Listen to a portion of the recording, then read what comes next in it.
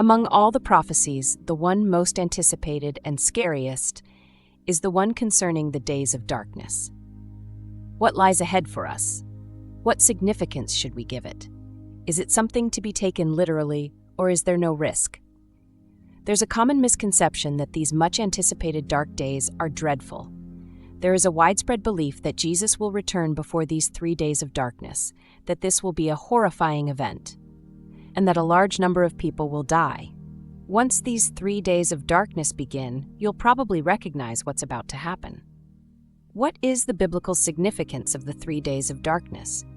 Prophets, saints, and holy books have all prophesied that the earth will eventually face difficult times. What does this prophecy mean? And are there any contemporary signs that the end is near? Would demons be allowed to be freed if hell was let loose on the planet? Would you please prepare us for this horrifying prophecy? A great deal of Catholic mystics and seers have foretold and believe that the 3 days of darkness were significant. You will be surprised to hear that all of the prophecies and visions lead in the same direction. Thus, ought we to be wary of it? The somewhat provocative fact that the many seers and blessed ones who were fortunate enough to prophesy this calamity share the same tale should truly make us fear that these days of darkness will approach. Not to mention that it looks like this terrible catastrophe will occur sooner rather than later. Once you've listened to the end, please share your opinions in a comment. We're interested in hearing from you and reading your thoughts. Blessed Anna Maria Taigi made the following poignant and thought-provoking remarks about this occasion. God will carry out 2 judgments, the first of which will be seen in the form of wars, revolutions, and other misfortunes on earth.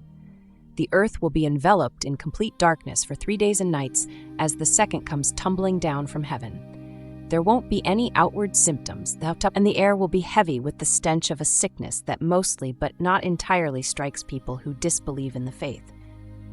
During these shadows, there won't be any artificial illumination available, only hallowed candles. Anyone who opens a window or walks outside will die of curiosity. Throughout these 3 days, people should stay inside their homes, pray the rosary, and keep asking God to have mercy.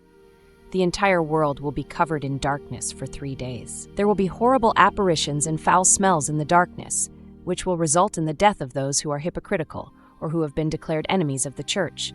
Nothing but pure darkness without a trace of life. Darkness could not exist in the world if it weren't for Jesus. He is the world's light. Jesus is the way, the truth, and the life. John 14, verse 6. Jesus is the source of life, truth, and the way. The only one who can approach the Father is Him.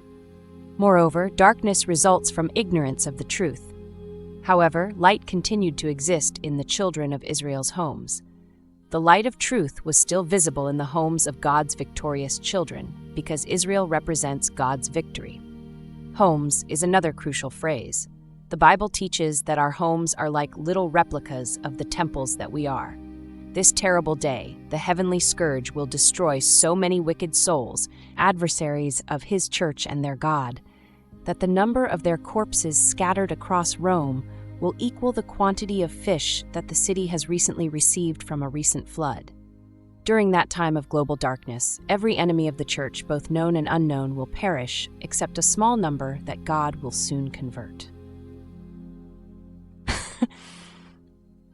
Demons will invade the atmosphere, appearing in a variety of horrifying forms.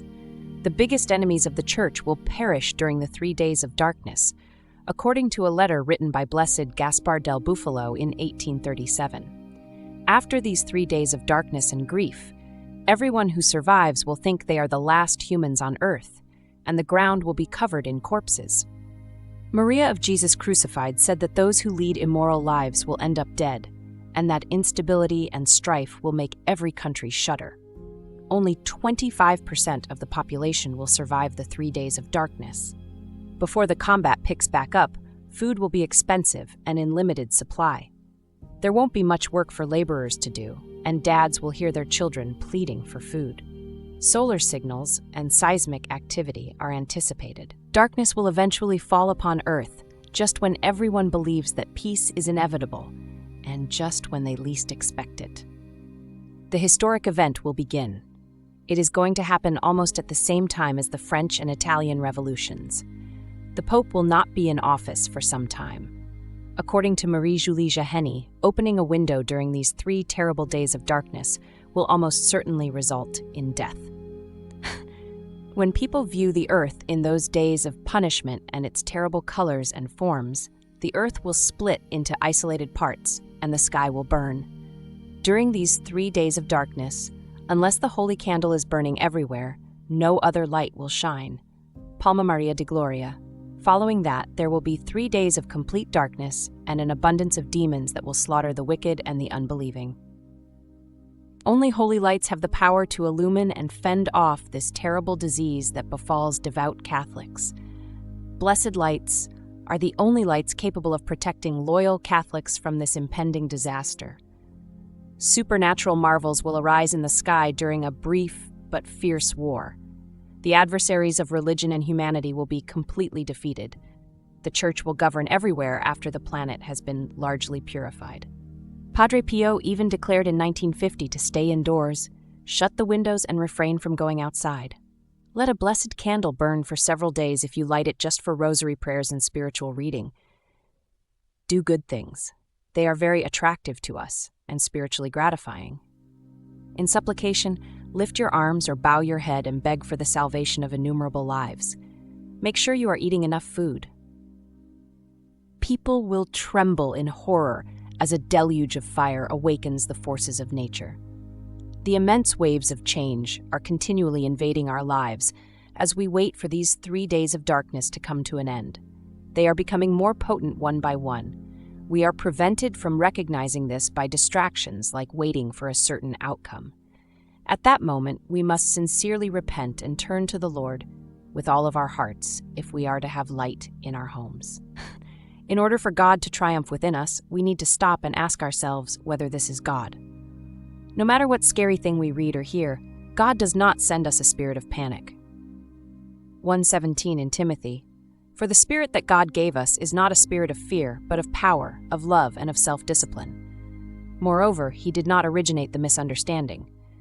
According to 1 Corinthians 14:33, "For God is not a God of disorder, but of peace, as in all the congregations of the Lord's people." We often fear that when we attempt to comprehend something via the prism of our cognition, it must be something we do not understand. When that happens, we need to stop and ask God to reveal the truth to us so we can overcome our fear. We shall be set free by reality. May God always show us favor and bless us, knowing that Jesus is always with us despite all the challenges, pains, and afflictions we face in this life. We value your time spent listening to us. Always have faith and make time to pray. A heart full of faith will bring about true salvation. I hope your religious journey is beneficial.